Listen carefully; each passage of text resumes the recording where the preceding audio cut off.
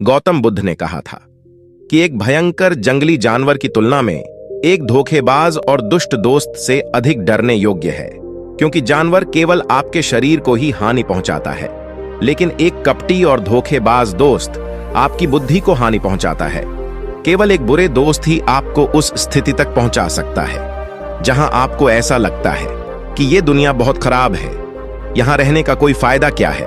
और यही होता है जब आपको धोखा मिलता है, आपको ठगा जाता है, और केवल व्यक्ति ही जो अंधे विश्वास करता है उसके साथ ठगी होती है।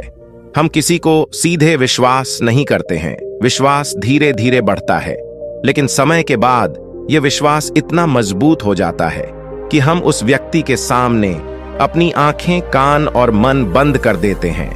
और फिर ऐसी स्थिति में होता है कि हमारे सबसे विश्वास योग्य व्यक्ति हमें सबसे ज्यादा धोखा देता है। हम दुनिया में विश्वास खो देते हैं और हम सभी को संदेह के साथ देखना शुरू कर देते हैं। वास्तविकता में यह दुनिया धोखे पर चल रही है। हम किसी न किसी को धोखा देते हैं, कहीं ना कहीं या कभी ना कभी अपने जीवन में, और दूसरे लोग भी हमें धोखा देते हैं। दूसरों द्वारा धोखा देना समझना संभव है, लेकिन हमने वर्षों से खुद को ही धोखा दिया है।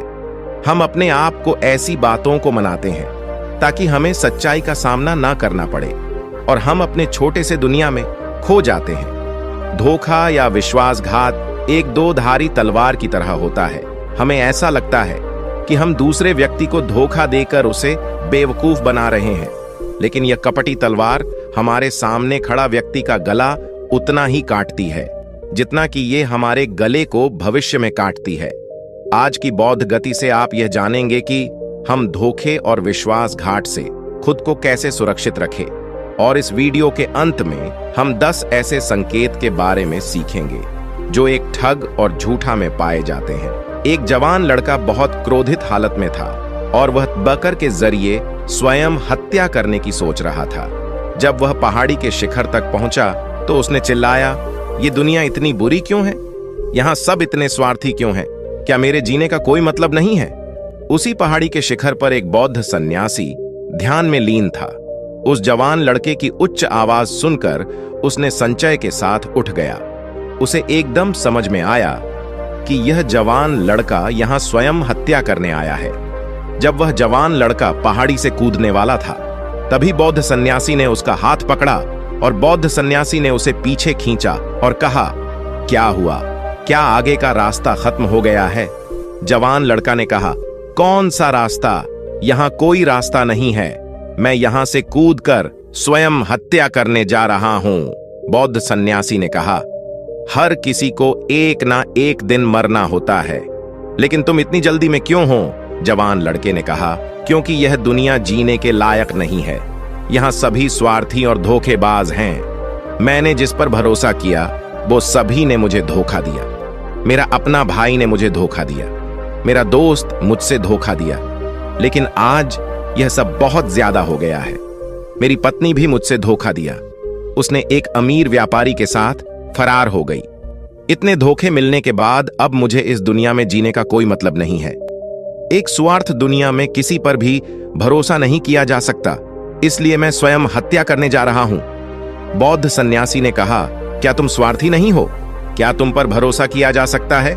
व्यक्ति ने कहा, मैंने किसी को धोखा नहीं दिया है, किसी से विश्वासघात नहीं किया है। अगर चाहो तो मेरे गांव जाकर पूछ सकते हो। लोग मेरा फायदा उठाते रहते हैं, लेकिन अब तक मैंने किसी के साथ बुरा नहीं किया है। बौद्ध सन्यासी ने कहा, मुझे तुम पर भरोसा नहीं होगा। तुम्हें मुझे यह साबित करना होगा कि तुम स्वार्थी व्यक्ति नहीं हो। व्यक्ति ने पूछा, इसे साबित करने के लिए मुझे क्या करना होगा? सन्यासी ने उत्तर दिया, तुम्हें अगले 1 साल तक मेरे आश्रम में मेरे साथ रहना होगा। फिर यह मुझे पता चलेगा कि तुम ईमानदार व्यक्ति हो या तुम भी दूसरों की तरह स्वार्थी और कपटी हो। व्यक्ति ने कहा, ठीक है, मैं आपके आश्रम में 1 साल तक रहकर खुद को साबित करूंगा। बौद्ध सन्यासी ने उस जवान लड़के को अपने साथ अपने आश्रम में ले गया और उसे अपना शिष्य बनाया। अगली सुबह बौद्ध सन्यासी ने उस नए शिष्य को अपने पास बुलाया और कहा, मुझे तुम पर अभी भी भरोसा नहीं है, लेकिन तुम जाओ और भिक्षा मांगो, तब तक मैं तुम्हारे अन्य गुरु भाइयों को सिखाऊंगा। नए शिष्य ने गुरु को नमस्कार किया और भिक्षा मांगने के लिए जाने चला गया। उसने आज तक भिक्षा नहीं मांगी थी, इसलिए उसे भिक्षा मांगने में बहुत परेशानी हो रही थी। भिक्षा के लिए उसके मुंह से शब्द नहीं निकल रहे थे। उसका अहंकार उसे रोक रहा था। उसके अंदर उसका घमंड उठ रहा था। मास्टर को गलत साबित करने के लिए उसने भिक्षा मांगी और उस भिक्षा को लेकर वह गुरु के पास लौट आया। उसके हाथ में भिक्षा देखकर गुरु ने कहा कि तुम कम से कम किसी हद तक भरोसेमंद हो। मैंने सोचा था कि तुम भिक्षा मांगने में सक्षम नहीं होगे, लेकिन तुमने मुझे गलत साबित किया। मेरे साथ अपने गुंबद पर चलो। गुरु ने कहा, मुझे वहां तुम्हें कुछ दिखाना है। गुरु ने उस शिष्य को छतरी में ले गया। छतरी के ऊपर एक मटका लटक रहा था। गुरु ने मटके की ओर इशारा करके कहा, क्या तुम उस मटके को देख रहे हो? इसमें जहर है, और यह जहर ऐसा भी है, अगर किसी को दिया जाए तो व्यक्ति बहुत ही आसानी से मर सकता है और कोई भी नहीं जानेगा कि वह कैसे मरा। जवान शिष्य ने कहा, लेकिन गुरुदेव, आप मुझसे ये सब क्यों बता रहे हैं? सन्यासी ने कहा, मैं तुम्हें बस चेतावनी दे रहा हूं कि कभी ताजगी से इसे न खाना। कुछ दिनों बाद गुरु अपने शिष्यों के साथ एक जंगल से गुजर रहे थे कि अचानक कुछ जंगली लुटेरे उन पर हमला कर दिया। सभी शिष्य अपनी जान बचाने के लिए इधर उधर भागने लगे, लेकिन अधिक उम्र के कारण गुरु भागने में सक्षम नहीं थे। इसे उस जवान शिष्य ने महसूस किया और उसने बहादुरी दिखाई और उसे उस लुटेरों से बचाकर उसे आश्रम ले आया। आश्रम पहुंचते ही गुरु ने सभी के सामने उस शिष्य की प्रशंसा की और कहा, मेरे नए शिष्य, तुम सभी से बेहतर है, जिसने मेरी जान को जोखिमों से बचाई और मुझे यहां सुरक्षित लाया। आज के बाद मुझे उस पर विश्वास है। उस दिन के बाद हर सुबह जब भी गुरु उस शिष्य से मिलते, वह उससे एक बात कहते, मुझे तुम पर पूरा विश्वास है। धीरे धीरे गुरु का उस शिष्य पर विश्वास बढ़ता रहा और यह इतना बढ़ गया कि एक दिन गुरु ने शिष्य को अपने पास बुलाया और कहा, मेरे पास कोई पुत्र नहीं है, लेकिन तुम मेरे बेटे की तरह हो। मैं अब बूढ़ा हो गया हूं, इसलिए मेरी मृत्यु के बाद मैं चाहता हूं कि तुम इस आश्रम की जिम्मेदारी को अपने हाथों में लो। शिष्य ने कहा, गुरुदेव, अगर यह आपकी इच्छा है तो मैं भी आपके सुख के लिए इस जिम्मेदारी को संभाल लूंगा। यह कहते ही शिष्य चला गया। कुछ दिनों बाद गुरु बीमार पड़ गए तो उसने आश्रम के सभी शिष्य को बुलाया और घोषणा की कि युवा शिष्य उसके बाद इस आश्रम को संचालित करेगा। दिन धीरे धीरे बीतते गए और वह युवा शिष्य की मन की बेचैनी बढ़ने लगी। उसे जितनी जल्दी हो सके आश्रम को कब्जा करना था। वह हर सुबह गुरु के पास जाता, उनकी सेहत पर कोई प्रभाव पड़ रहा है या नहीं दिखने के लिए, लेकिन गुरु की सेहत दिन प्रतिदिन ठीक हो रही थी। अब उसकी सहन शक्ति का बांध टूट रहा था। उसकी रातें नींदहीन हो गई। वह हमेशा सोचता रहता था, मास्टर को कैसे रास्ते से हटाया जाए, और कोई भी न जाने, कभी कभी उसे यह ख्याल आता था कि मास्टर को नदी में धक्के मार दे, लेकिन अगले ही पल उसे यह अनुभव होता कि मास्टर एक अच्छा तैराक है, वह तैरकर निकल जाएंगे। कभी कभी उसे यह विचार आता था कि वह मास्टर को गले दबाकर मार देगा। सभी जानते हैं कि मैं मास्टर का विश्वास पात्र हूं, इसलिए किसी को भी मुझ पर संदेह नहीं होगा। लेकिन फिर वो सोचते हुए अपने आप से वो बात करता है कि यदि थोड़ी सी गड़बड़ी अगर हो गई तो हालात और बिगड़ सकती हैं। उसे कुछ ऐसा तरीका ढूंढना होगा जिससे कि मास्टर तो मरे ही और सबको ये लगे कि यह एक पराकीर्तिक मौत हुई है और इसे ईश्वर ने स्वीकार किया है। एक दिन वह युवा शिष्य मास्टर के कुटिया में मास्टर के पास बैठा था। तभी उसकी नजर ऊपर लटकती हुई उस मटके पर पड़ी। उसे याद आया कि मास्टर ने कहा था कि इसमें जहर है, और वह जहर ऐसा है कि अगर किसी व्यक्ति को दिया जाए तो व्यक्ति बहुत आसानी से मर सकता है और किसी को भी पता नहीं चलेगा कि वह कैसे मरा। उसने सोचा कि इस जहर को मास्टर को देना सही होगा और कोई भी नहीं जानेगा कि वो कैसे मरा। फिर उसके पास पूरे आश्रम पर काबू पाने की संभावना भी होगी। अगले दिन उसने गुप्त रूप से मास्टर के कुटिया से वो जहर चुराया और मास्टर के भोजन में मिला दिया। मास्टर ने वो रात का खाना खाया और सो गए, लेकिन सुबह होने पर पूरा आश्रम जाग उठा, लेकिन मास्टर नहीं उठे। शिष्य गुरु के कुटिया में गए और देखा कि मास्टर मर गए हैं। जब उस युवा शिष्य को ये जानकारी मिली तो उसके अंदर बहुत खुशी हो गई और वह आश्रम का नियंत्रण संभालने का कार्य शुरू कर दिया। आश्रम में एक पुराना शिष्य भी था। वह सब कुछ खामोशी से देख रहा था। वह अपने कुटिया में गया और वहां से एक दवा लेकर आया और मास्टर को दिया। कुछ ही समय में मास्टर की चेतना वापस आई और वह ठीक से उठकर बैठ गए। ऐसा देखकर उस युवा शिष्य के पैरों तले जमीन खिसक गए। वह बहुत घबराया हुआ था। गुरु ने बाकी शिष्यों को उनके कार्यों पर भेज दिया और युवा शिष्य को अपने पास बुलाया और कहा, क्या तुम अभी भी विश्वास योग्य हो? क्या तुम मुझे धोखा नहीं दोगे? क्या तुम स्वार्थी नहीं हो? शिष्य गुरु की पांवों में गिर पड़ा और कहा, मुझे नहीं पता कि मैंने इस अपराध को कैसे किया है। मैंने आज तक किसी को धोखा नहीं दिया है। लोग मुझे धोखा दे रहे हैं, लेकिन नहीं जानता कि मैंने आज आप पर धोखा क्यों और कैसे किया। गुरु ने कहा, तुम मुझे धोखा नहीं दे सकते क्योंकि मैंने कभी तुम पर विश्वास ही नहीं किया है। मैं किसी पर भी विश्वास नहीं करता। मैं केवल उसी पर विश्वास करता हूं जो मैं अपनी आंखों से देखता हूं, और मैं तुम्हारे भीतर की लालसा देखना चाहता था और मैंने तुम्हें यह लालसा जानबूझकर दी थी। क्योंकि किसी को धोखा देने के सिर्फ 3 ही कारण होते हैं। पहला स्वार्थ, दूसरा लालसा और तीसरा ईर्ष्या। वह युवा सन्यासी मास्टर से पूछा, लेकिन मास्टर, मैं अपने आप को अपना ये कैसे स्वार्थ, लोभ और ईर्ष्या से मुक्त रख सकता हूं? मास्टर ने कहा, खुद को पढ़े, खुद को जाने और खुद के अंदर प्रवेश करने का प्रयास करो। इंसान में बहुत महान संभावनाएं होती हैं। वह खुद को कुछ भी बना सकता है, वह कुछ भी हो सकता है। और जब आपको मौका ना मिले तो अपने अंदर देखें और जानने की कोशिश करें कि आप क्यों बदल रहे हैं, कौन आपको बदल रहा है, क्या यह परिवर्तन अच्छा है या बुरा, आत्मनिरीक्षण करो। मास्टर के इन शब्दों को सुनकर शिष्य फिर से उनके पैरों में गिर गया और कहा, मास्टर, मैं आपका शिष्य बनना चाहता हूं और जानना चाहता हूं कि मैं कौन हूं, मैं क्या हूं और मैं क्यों बदलता हूं।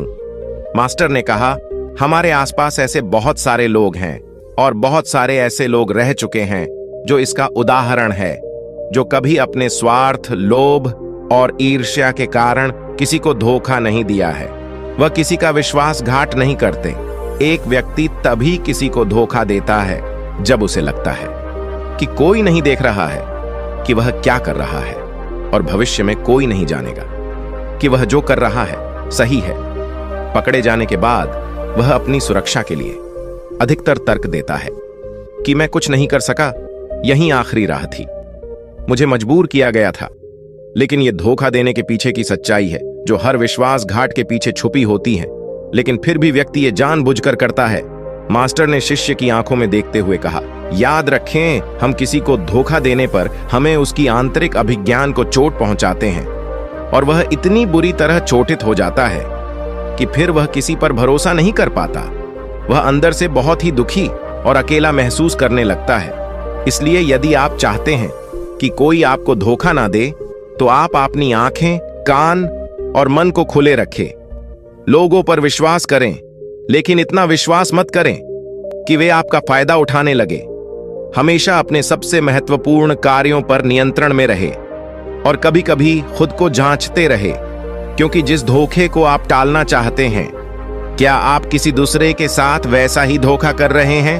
अगर कोई आपको फिर भी धोखा दे रहा है तो निराश ना हो, क्योंकि हर विश्वासघात किसी व्यक्ति को कुछ ना कुछ सिखा कर जाता है। धोखा खाने के बाद एक व्यक्ति पहले के मुकाबले ज्यादा सतर्क और सावधान हो जाता है। इसलिए अपने जीवन को बिगाड़ने की आदत ना डालें, बल्कि इसे एक सबक समझें और आगे बढ़े। मास्टर ने कहा, ये हैं धोखेबाज व्यक्ति के 10 निशानियां एक चालाक व्यक्ति के, जो आपको धोखा दे सकते हैं, आपके चैन चुरा सकते हैं और आशा की गहरी समुद्र में डूबते हुए आपकी जिंदगी खत्म कर सकता है। पहला चिन्ह, वह व्यक्ति जो झूठा होगा, वह धोखेबाज होगा, वह सब कुछ आपसे छुपाएगा। आप उसके बारे में दूसरे लोगों से जानेंगे और जब आप पूछेंगे वह कहेगा कि उसे बताना भूल गया।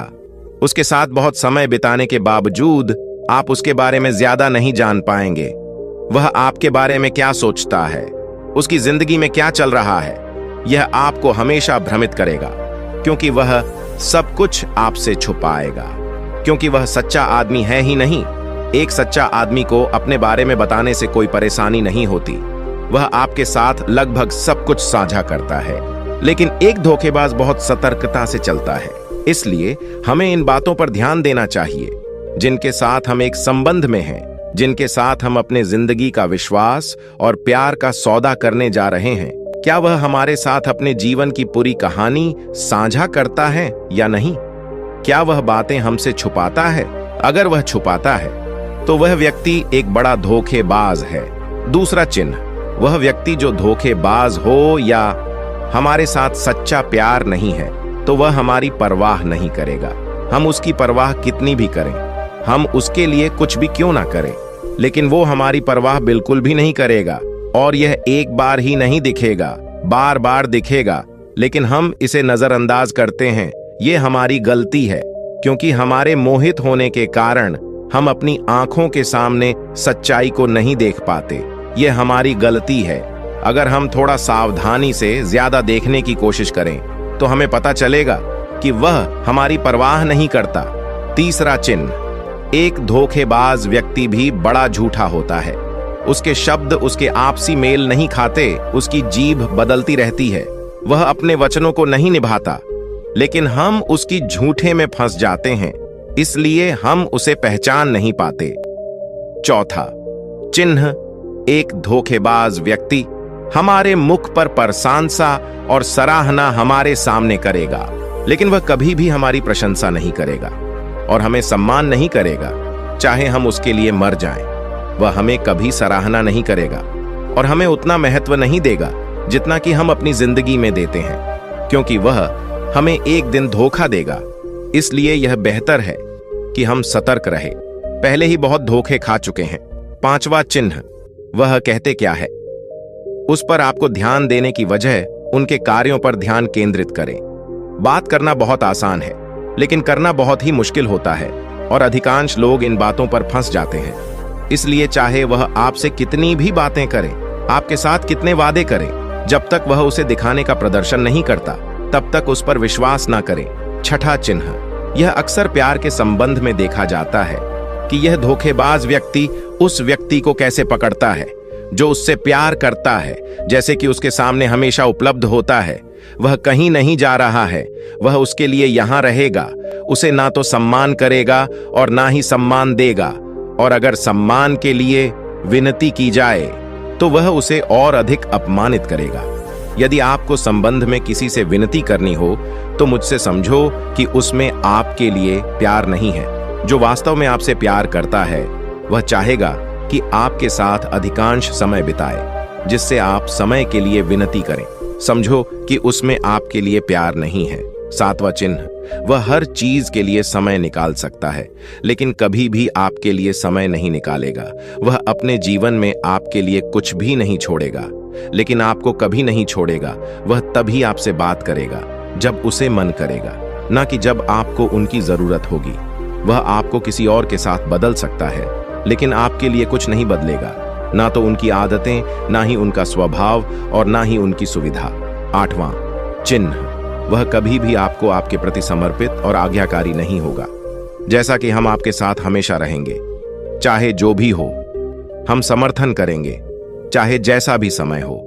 वह सिर्फ अपनी शर्तों पर ही आपके साथ रहेगा। जब उसे आराम और अच्छा लगेगा तभी वह आपके साथ रहेगा, और अगर उसे थोड़ा भी चोट लगे तो वह चला जाएगा, क्योंकि वह कभी भी अपनी सुविधा के लिए, अपने सीमा के बाहर कुछ भी करने के लिए नहीं आएगा। नौवां चिन्ह, वह हमेशा आपको चोट पहुंचाएगा, कभी जानबूझकर और कभी बिना जाने कि वह आपको कितना चोट पहुंचा रहा है, और आपका हृदय लगातार दुखेगा। आप उस व्यक्ति के साथ खुश रहेंगे जो वास्तव में आपसे प्यार करता है। उसके साथ होने से आपको ऐसा लगेगा कि आप हवा में हल्के से उड़ रहे हैं। और अगर आप एक धोखेबाज और गलत व्यक्ति के साथ संबंध में हैं, तो सब कुछ भारी और असावधान लगेगा।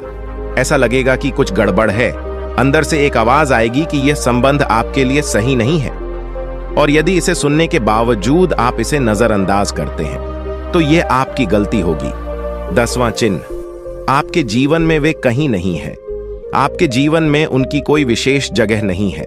जब चाहे वे आसानी से आपके जीवन से आपको निकाल सकते हैं और उन्हें कुछ फर्क नहीं पड़ेगा। यदि आप यह नहीं मानते और उनकी सच्चाई जानना चाहते हैं तो आप अपनी जीवन से कुछ दिनों के लिए गायब हो जाइए। उन्हें कुछ फर्क नहीं पड़ेगा, बल्कि वे खुश रहेंगे। अच्छा है कि समस्या हमारे जीवन से चली गई है। अब हम आजाद हैं और हम जो चाहे वो कर सकते हैं। यदि आप भी अगर ऐसे व्यक्ति के साथ संबंध में हैं तो आप अपने बुद्धि को संयम में लाइए और जितनी जल्दी हो सके इससे बाहर निकले। मुझे विश्वास करें, ऐसे संबंध से बाहर आने के बाद आपको सुख, शांति और प्यार मिलेगा। और क्या दुनिया में सिर्फ एक ही व्यक्ति है? यदि आप एक खराब व्यक्ति को छोड़ देते हैं तो 10 अच्छे लोग आपके जीवन में आएंगे जो आपको सम्मान और प्यार देंगे। और जब तक आप इस तरह के झूठे व्यक्ति के साथ हैं तब तक आप अपने अच्छे लोगों को नहीं देख पाएंगे। लेकिन जैसे ही आप ऐसे धोखेबाज व्यक्ति को छोड़ देंगे, अच्छे लोग आपके जीवन में आना शुरू हो जाएंगे। और एक और बात, आजकल वे लोग जिनके साथ प्यार में धोखा हुआ है वे कहते हैं कि प्यार कुछ नहीं है, सब कुछ झूठ है। आजकल सब कुछ झूठा है, लेकिन यह पूरी तरह से सही नहीं है। जिस व्यक्ति ने आपको धोखा दिया है उससे प्यार के अर्थ की जानकारी नहीं